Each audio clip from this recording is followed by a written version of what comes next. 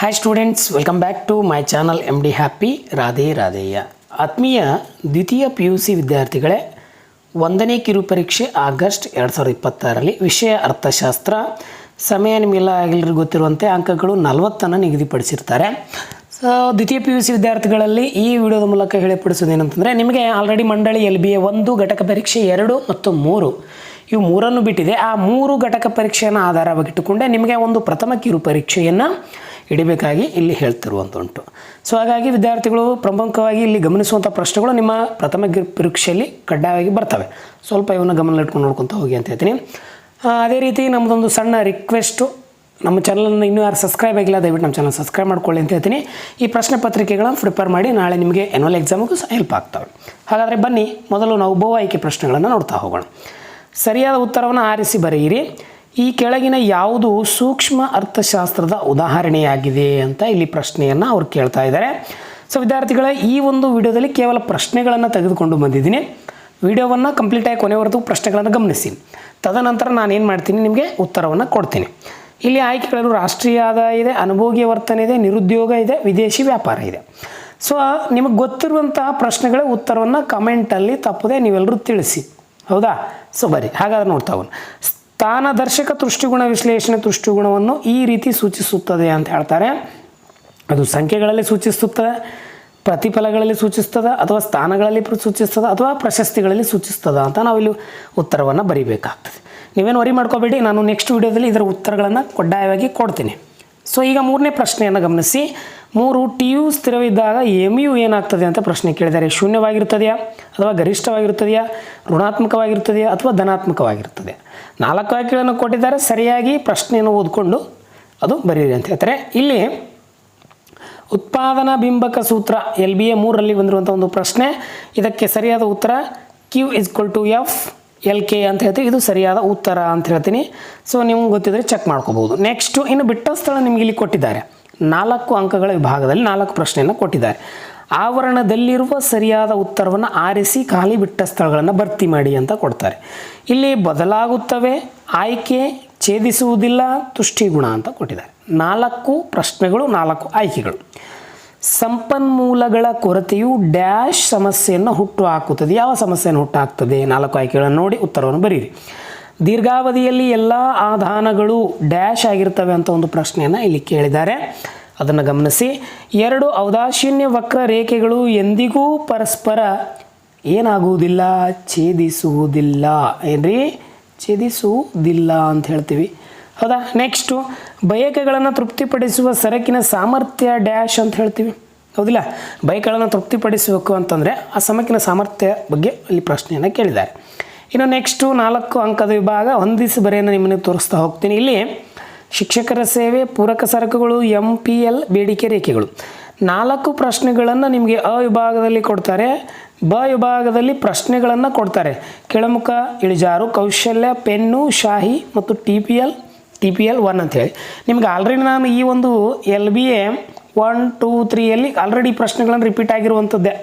ಆ ವಿಡಿಯೋಗಳನ್ನು ನೋಡಿದ್ರಿ ಅಂತಂದರೆ ನಿಮಗೆ ಈ ಪ್ರಶ್ನೆಗಳಿಗೆ ಉತ್ತರನ ಆ ವಿಡಿಯೋಗಳಲ್ಲಿ ಕೊಟ್ಟಿದ್ದೀನಿ. ಸೊ ಹೋಗಿ ನೀವು ದಯವಿಟ್ಟು ಆ ಪ್ರಶ್ನೆಗಳನ್ನು ಗಮನಿಸ್ಕೊಂಡು ಸರಳವಾಗಿ ಉತ್ತರಗಳನ್ನು ಬರೀರಿ ಅಂತ ಹೇಳ್ತೀನಿ. ಸೊ ನೆಕ್ಸ್ಟು ಈಗ 1 ಅಂಕದ ಪ್ರಶ್ನೆ ಇದೆ, ಅದರ ಕಡೆ ಹೋಗ್ತೀನಿ. ಇಲ್ಲಿ ಸಹ 3 ಅಂಕದ ಅಂಕಗಳು ಇಟ್ಟಿದ್ದಾರೆ. ನಿಮಗೆ ಒಂದು ಪದ ವಾಕ್ಯದಲ್ಲಿ ಉತ್ತರಿಸಿ ಅಂತ ಕೇಳ್ತಾರೆ.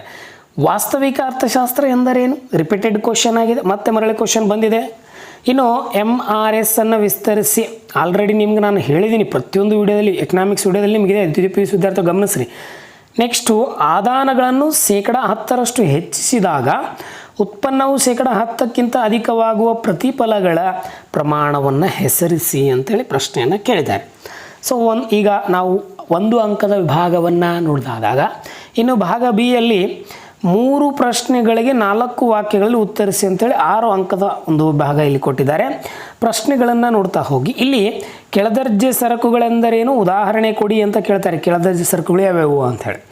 ತದನಂತರ ಅಲ್ಪಾವಧಿ ಮತ್ತು ದೀರ್ಘಾವಧಿ ಪರಿಕಲ್ಪನೆಗಳ ಅರ್ಥ ಬರೆಯಿರಿ, ಅರ್ಥ ನೀಡಿ ಅಂತ ಹೇಳ್ತಾರೆ. ಈ ಅಲ್ಪಾವಧಿ ಎಂದರೇನು, ದೀರ್ಘಾವಧಿ ಎಂದರೆ ಅವುಗಳ ಪರಿಕಲ್ಪನೆಗಳ ಅರ್ಥ ಕೊಡ್ರಿ. ಸೂಕ್ಷ್ಮ ಮತ್ತು ಸಮಗ್ರ ಅರ್ಥ ಆಲ್ರೆಡಿ ನಾನು LBA 2 ಅಲ್ಲಿ ಈ ಪ್ರಶ್ನೆ ಉತ್ತರವನ್ನು ಬಿಡಿಸಿದ್ದೀನಿ. ಆಲ್ರೆಡಿ ವಿಡಿಯೋ ಇದೆ, ಹೋಗಿ ಅದನ್ನು ನೋಡಿ, ಅಲ್ಲಿನೂ ಪ್ರಶ್ನೆ ಸಿಗ್ತದೆ.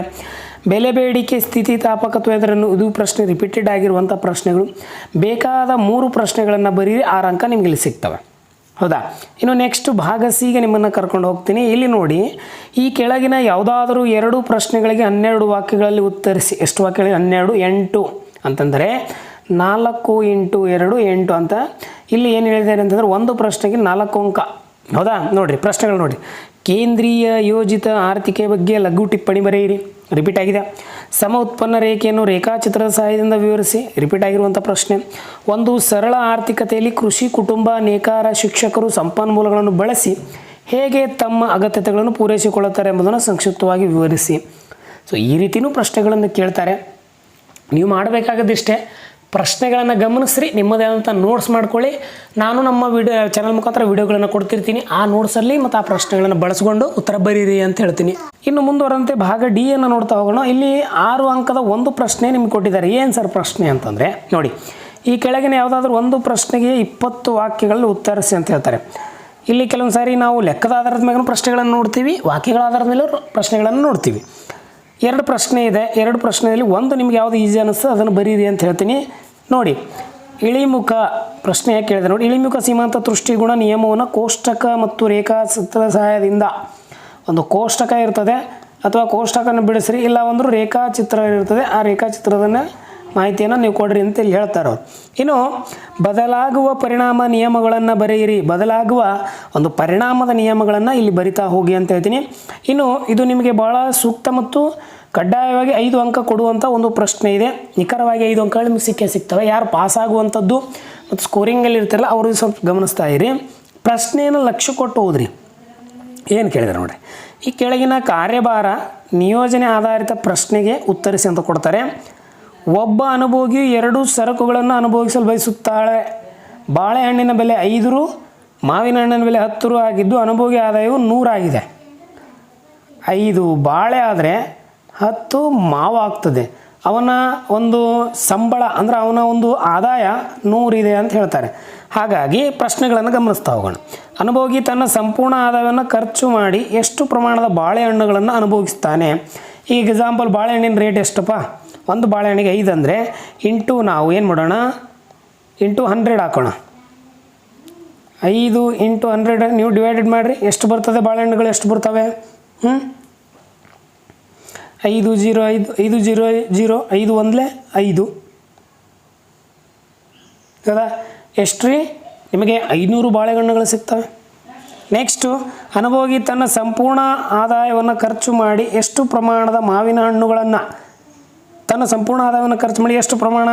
ಒಂದು ಮಾವಿನ ಬೆಲೆ 10 ಅಂತಂದರೆ 10 × 100 ಮಾಡಿ ಎಷ್ಟಾಯಿತು? 1000 ಮಾವಿನ ಹಣ್ಣುಗಳನ್ನು ನೀವು ಇಲ್ಲಿ ಖರೀದಿಸ್ಬೋದು.